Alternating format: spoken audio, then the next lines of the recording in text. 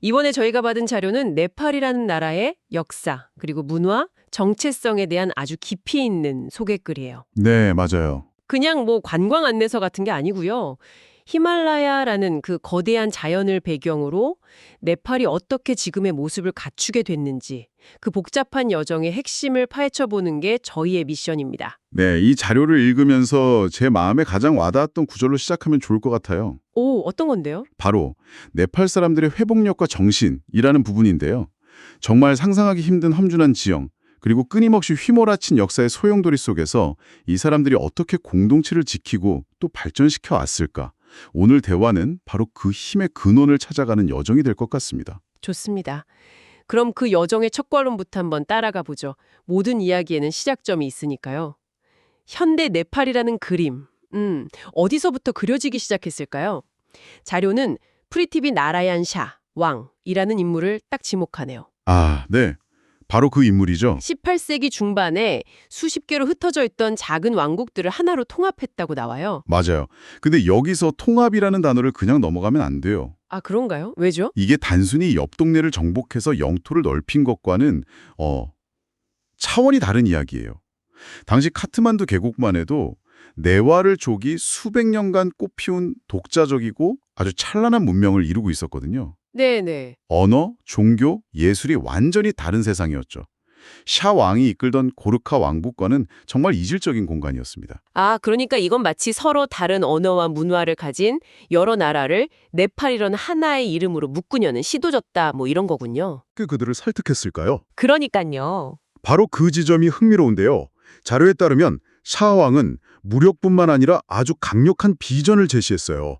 그의 유명한 디비아 우파드시, 즉 신성한 가르침이라는 문헌에 그 답이 나옵니다. 신성한 가르침이요? 네, 그는 네팔을 두 개의 바위 사이에 낀 고구마라고 표현했어요. 고구마요? 네, 북쪽의 거대한 중국과 남쪽의 인도 사이에서 살아남으려면 우리끼리 뭉치지 않으면 모두가 잡아먹히고 만다는 그런 절박한 생존 논리였죠. 와, 18세기에 벌써 그런 지정학적인 통찰을 바탕으로 국가 통합의 명분을 세운 거네요. 맞습니다. 단순히 내가 왕이 되겠다가 아니라 우리가 함께 살아야 한다는 메시지였군요. 바로 그거예요. 그게 바로 현대 네팔 정체성의 씨앗이 된 겁니다. 다양성 속의 통일이라는 개념이죠.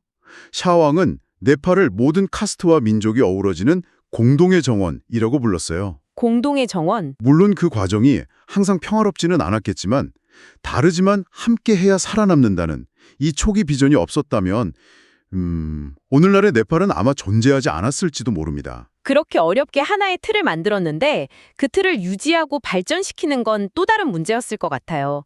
자료는 곧바로 아주 격동적인 정치의 시대로 넘어가더라고요. 네, 왕정에서 민주주의로라는 한 줄 요약은 너무 간단하게 들리는데 그 과정이 순탄치 않았을 거라는 건 뭐 쉽게 짐작할 수 있어요. 순탄치 않은 정도가 아니었죠. 자료는 이 과정을 수십 년에 걸친 때로는 피비린내난 투쟁의 역사를 묘사하고 있어요. 특히 20세기 후반은 그야말로 격변의 연속이었거든요. 네네. 1990년대 대규모 민주화 운동인 자나 안돌란이 일어나면서 절대 왕정이 입헌 균주제로 바뀌는 첫 발을 떼었고요. 하지만 그걸로 끝이 아니었죠. 자료에서 제가 가장 충격적으로 본 부분은 바로 10년간 이어진 마오주의 반군과의 내전이었어요. 네, 나라 전체가 그냥 전쟁터가 된 거잖아요. 맞습니다. 1만 7천 명 이상이 사망한 끔찍한 비극이었죠. 국가 시스템이 거의 마비될 정도였어요. 그런데 이 혼란의 정점에서 정말 영화 같은 하지만 끔찍한 실화가 터집니다. 어떤 거죠? 바로 2001년 네팔 왕실 총기 난사 사건이에요. 왕세자가 자신의 부모인 국왕부부를 포함해서 일가족 대부분을 살해한 사건이었죠. 생각만 해도 끔찍하네요. 네, 신처럼 여겨지던 왕가가 하루아침에 그렇게 무너져 내렸다는 건 단순히 한 가족의 비극을 넘어서 나라의 근간이 흔들리는 충격이었겠어요. 정확해요. 수백 년간 네팔 사람들의 정신적 지주였던 왕실의 신성함과 권위가 한순간에 산산조각 난 거죠.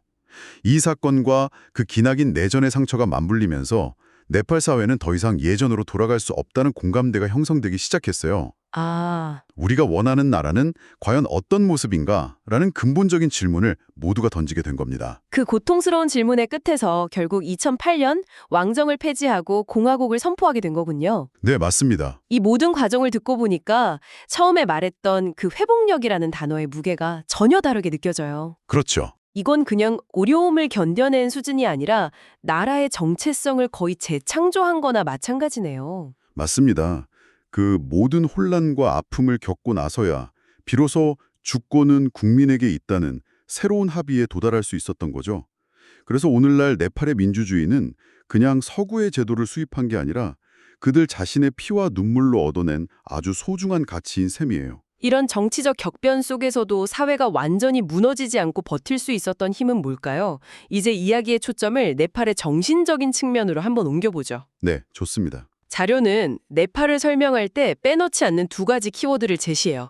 하나는 부처의 탄생지, 룸비니라는 평화의 상징이고요. 네, 다른 하나는 그와는 좀 대조적으로 보이는 다채로운 문화적 다양성이에요. 이 두 가지가 바로 네팔의 정신을 떠받치는 두 개의 기둥이라고 할 수 있습니다. 두 개의 기둥이요? 네. 먼저 룸비니는 네팔에 아주 특별한 영적인 권위를 부여해요.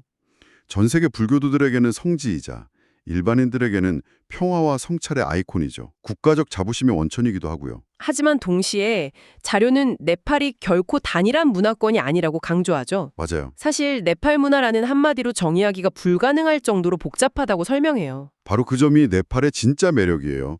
자료에 나온 구체적인 예를 한번 들어볼게요. 네. 에베레스트가 있는 히말라야 고산지대에는 티베트 불교를 믿고 혹독한 자연 환경에 완벽하게 적응한 쉐르파족이 살고 있죠. 네, 쉐르파족 유명하죠? 네. 그들의 삶의 방식, 세계관은 산 그 자체와 같아요. 그런데 남쪽으로 불과 몇백 킬로미터만 내려가면 아열대 기후의 평원인 테라이 지역이 나옵니다. 환경이 완전히 바뀌네요. 그렇죠. 거기엔 말라리아에 대한 유전적 저항력을 가진 타루족이 자신들만의 고유 언어와 토속 신앙을 지키며 살고 있어요. 와, 사는 환경이 다르니까 문화도 완전히 달라지는 거군요. 네. 체르파와 타로족, 같은 나라 사람이라고 말하지 않으면 전혀 상상할 수 없는 조합인데요. 그렇죠. 그런데 네팔에는 그런 민족 그룹이 125개가 넘고요. 공식적으로 사용되는 언어만 123개에 달한다고 해요. 123개요? 네. 이건 단순히 여러 문화가 있다는 수준이 아니에요. 국가 자체가 거대한 모자이크인 거죠. 서로 다른 색과 모양의 조각들이 모여서 네팔이라는 하나의 큰 그림을 완성하는 겁니다. 아까 샤왕의 공동의 정원이라는 비유가 다시 떠오르네요. 아, 맞아요. 내전 같은 극심한 갈등도 있었지만 결국에는 이 다양성 자체가 사회를 더 풍요롭게 하고 외부의 충격에 더 강하게 만드는 일종의 완충제 역할을 한 걸까요? 자료는 바로 그렇게 분석하고 있어요. 하나의 정체성만 강요했다면 사회는 더 쉽게 부서졌을지도 모른다고요. 하지만 각자의 고유한 문화를 지키면서도 네팔인이라는 더 큰 정체성을 공유하는 법을 배웠기 때문에 그 어떤 정치적 풍파 속에서도 공동체가 와해되지 않고 버틸 수 있었다는 거죠. 아, 이 다양성이야말로 네팔의 진정한 회복력의 비밀병기인 셈입니다. 자, 그럼 이제까지의 조각들을 모두 맞춰볼 시간인 것 같아요. 네, 생존을 위해 시작된 통일국가, 왕정의 붕괴와 민주주의를 향한 험난한 여정, 그리고 평화의 상징과 경이로운 문화적 다양성이라는 정신적 자산. 이 모든 것들이 합쳐져서 오늘날의 네팔은 어떤 모습으로 우리 앞에 서 있을까요? 그 질문에 대한 자료의 결론은 아주 명확해요. 뭔가요? 전통과 현대가 역동적으로 공존하는 세계적인 관광국가라는 것이죠. 조금 진부하게 들릴 수도 있지만 네. 하지만 우리가 지금까지 나눈 이야기를 생각해보면 이 문장의 의미가 아주 깊게 다가옵니다. 맞아요. 그냥 오래된 절 옆에 현대식 건물이 있다는 그런 뜻이 아니죠. 그렇죠. 그 공존이 네팔 사람들이 살아가는 방식 그 자체라는 의미로 들려요. 자료에 묘사된 한 장면이 아주 인상적이었어요. 아, 어떤 장면이죠? 카트만두의 고대 사원에서 전통 의식을 집전하는 사제가 의식이 끝나자마자 스마트폰을 꺼내서 메시지를 확인하는 모습이요. 하하, 그거라말로 오늘날 네팔을 완벽하게 보여주는 장면이죠. 과거를 박물관에 가둬두는 게 아니라 현재의 삶 속으로 자연스럽게 끌어들이는 거예요. 또 다른 예시도 있어요. 전통 방식으로 몇 달에 걸쳐 그리는 탕카 불화를 젊은 세대 예술가들이 소셜미디어를 통해 전 세계에 판매하고 온라인으로 기법을 가르쳐요. 와, 전통의 정수는 지키면서 현대의 기술을 가장 적극적으로 활용하는 거죠. 히말라야 트레킹을 이끄는 셰르파 가이드들도 마찬가지겠네요. 최첨단 GPS 장비랑 위성 전화기를 사용하지만 네, 네. 정말 중요한 순간에는 수세대에 걸쳐 내려온 바람의 냄새로 날씨를 일구는 법이다. 눈의 질감으로 위험을 감지하는 조상들의 지혜에 의존하겠죠. 완벽한 비유입니다. 그것이 바로 네팔식 공존의 방식이고 그들의 생존 전략이에요. 험준한 자연을 극복하고 정치적 격변을 헤쳐나오면서 수많은 다름을 껴안는 법을 배웠잖아요. 네. 그 모든 경험이 녹아들어서 과거의 유산과 현대의 가능성을 함께 아우르는 아주 독특하고 매력적인 사회를 만들어낸 거예요. 처음에 우리가 던졌던 질문, 네팔 사람들의 회복력과 정신의 근원은 무엇인가에 대한 답이 바로 여기에 있는 것 같습니다. 오늘 우리는 하나의 자료를 통해 네팔이라는 나라의 속사를 정말 깊숙이 들여다봤네요. 네, 프리트비 나라엔샤 왕의 통일이라는 출발점에서 시작해서 민주주의를 향한 길고 험난했던 여정을 지나 부처의 탄생지라는 영적인 가치와 보석 같은 다양성을 바탕으로 전통과 현대가 아름답게 공존하는 오늘에 이르기까지 정말 긴 서사를 함께 따라가 봤습니다. 네.